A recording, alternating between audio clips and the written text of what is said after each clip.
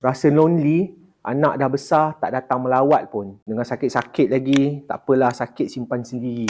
Siapa yang akan attract? Boomers akan tengok. Ingat tak tadi saya ada maklumkan, kita punya social media sekarang, dia tidak bertindak sebagai social media dah.